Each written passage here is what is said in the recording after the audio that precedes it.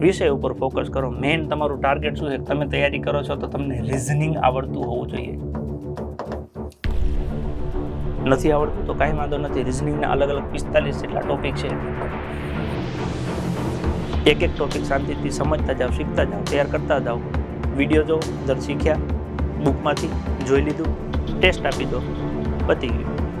એક ટોપિક, બીજો ટોપિક, ત્રીજો ટોપિક, એમ કરતાં કરતાં 44 કે 45 ટોપિક પૂરા કરતા મેક્ઝિમમમાં મેક્ઝિમમ તમે 10 થી 12 કલાક રોજ બેસો ને તો 20 દિવસ મેક્ઝિમમમાં મેક્ઝિમમ થાય. 20 દિવસથી વધારે સમય ન લાગે.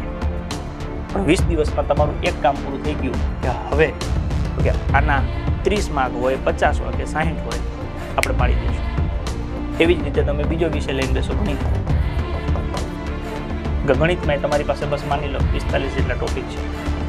વ્યવસ્થિત સવારથી સાંજ લઈને તમે બેસો તો એમાં મેક્ઝિમમ 20 થી 25 દિવસ, 20 દિવસ ઇનફ છે.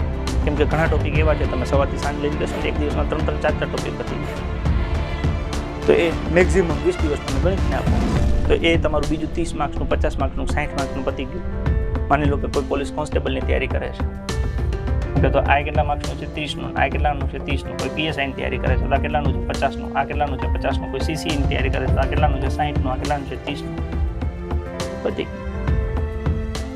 આનાથી તમને કોન્ફિડન્સ આવી જશે એક્ઝામ ક્રેક કરવાનો.